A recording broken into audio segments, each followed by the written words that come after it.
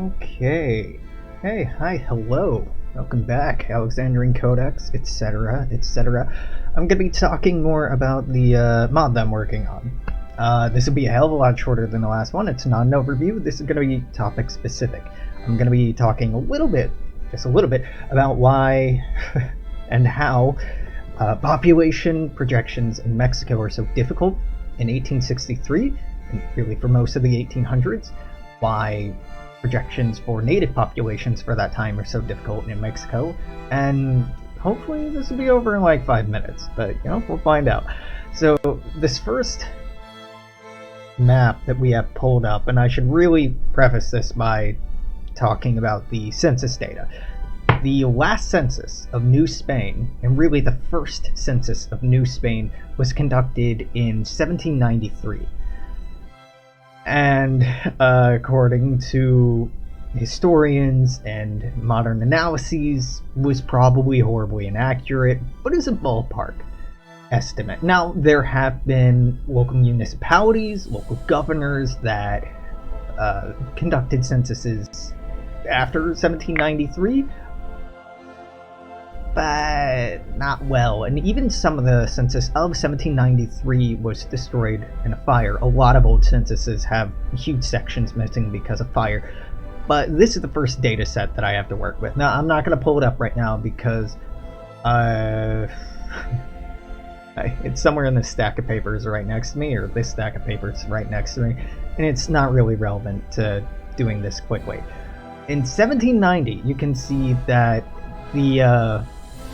in between 1790 and 1793, there weren't huge territorial concessions or changes as far as we're concerned, except, Florida, but don't worry about it.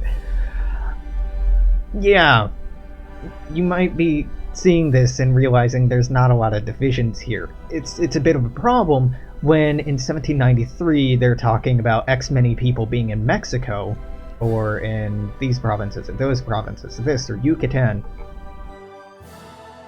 And when we're talking about Mexico, all those names change. Now, some of these divisions, this is as of 1819, a little after Mexico, or a little before Mexico gains independence. So even while New Spain is still New Spain, between 1790 and 1819, which is about 30 years, all of these names change. So trying to place when this census is saying 100,000 or 200,000 people live in this area, and comparing it to this next map, it's a bit of a crapshoot, because Mexico was about this region, Nueva Galicia was about this region, and then it just turns into a whole clusterfuck. Okay, that'd be difficult enough, right? Even if it were just that shift right there, because that's 30 years apart, so you have to account for, one, if the data in the first place is good or not, which it wasn't. Two, we have to account for population change, which it's hard to do, and the data is iffy, and there's lots of different projections, but okay, that's hard. And three, states change. So it's hard to say that similar populations live in the same place. That'd be bad enough. Then Mexico gained independence, and so 1835 is the best snapshot of Mexico at the start date in 1836.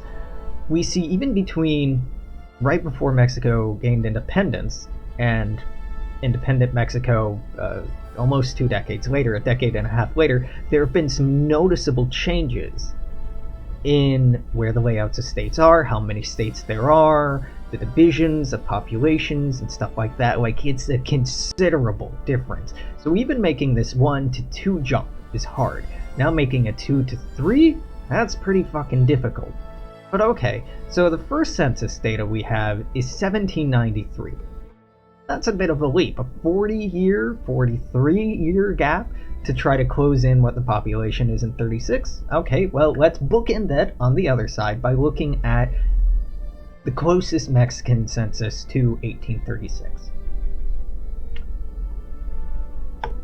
Wasn't until 1895 So it's either 30 years too early or 60 years too late.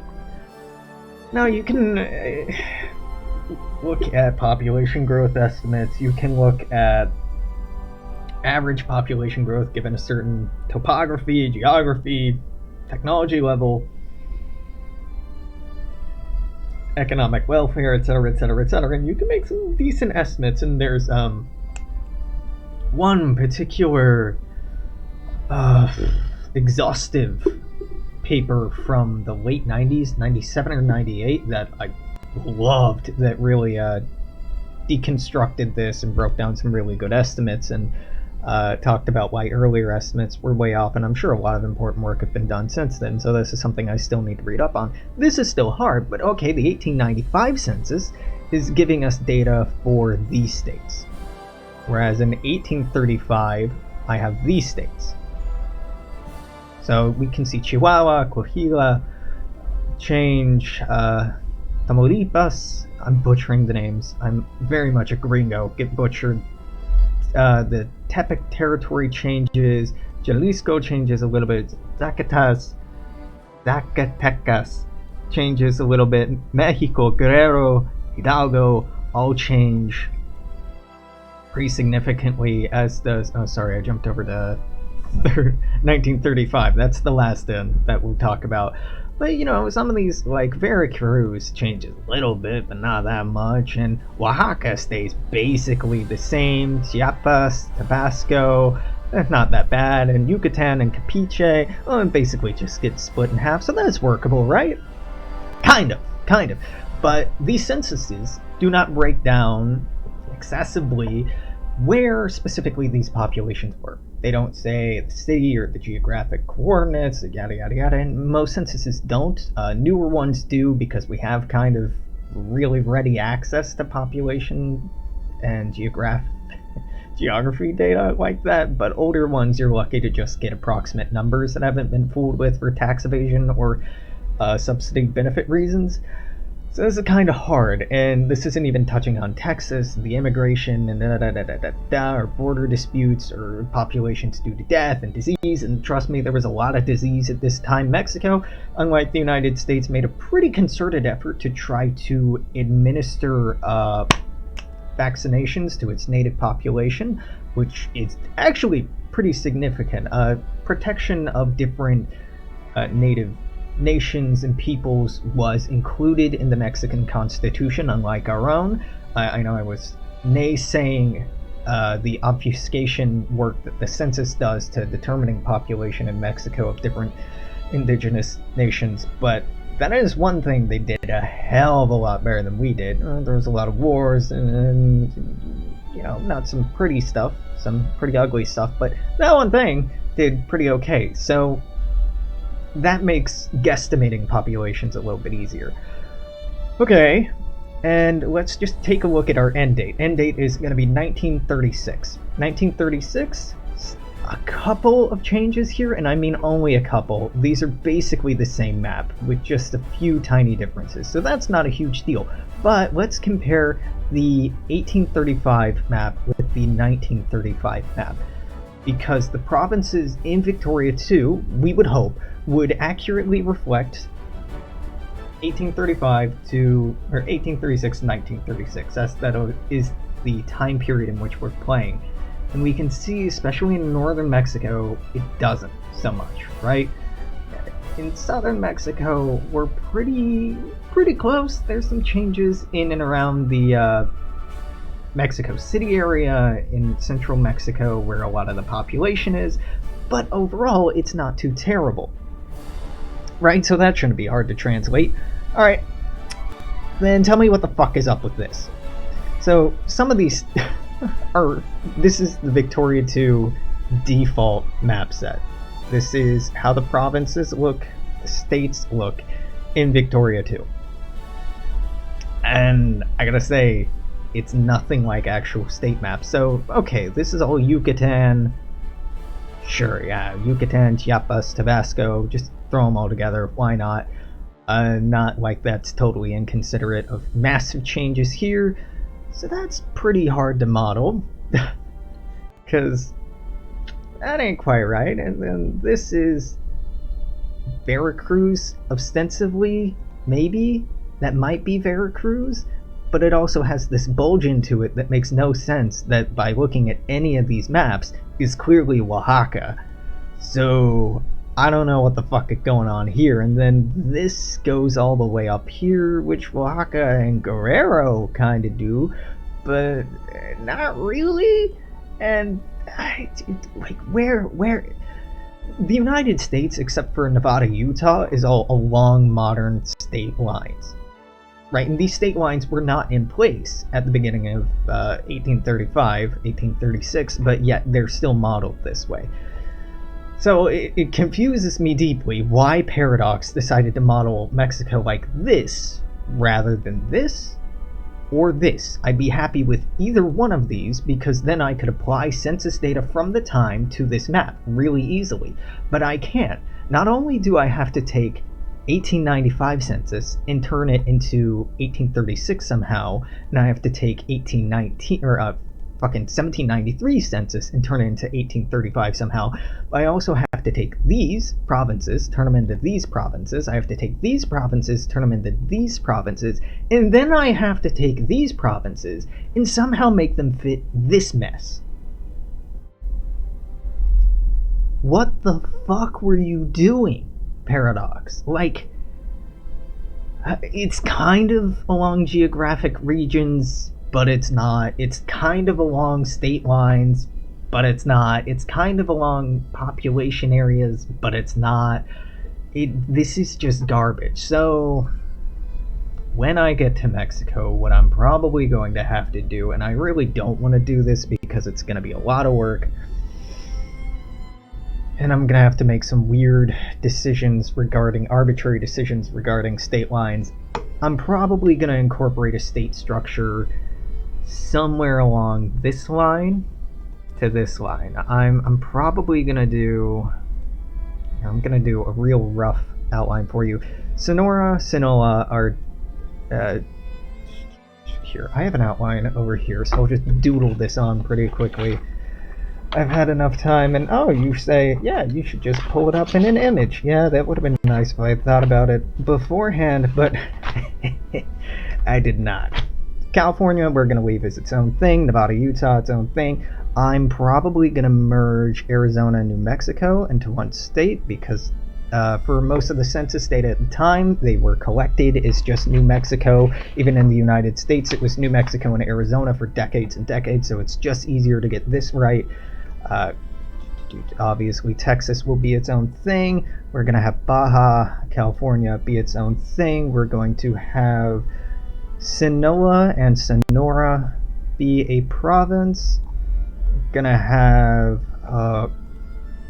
Chihuahua and Durango, I think, be a province. How did I draw this? Like this.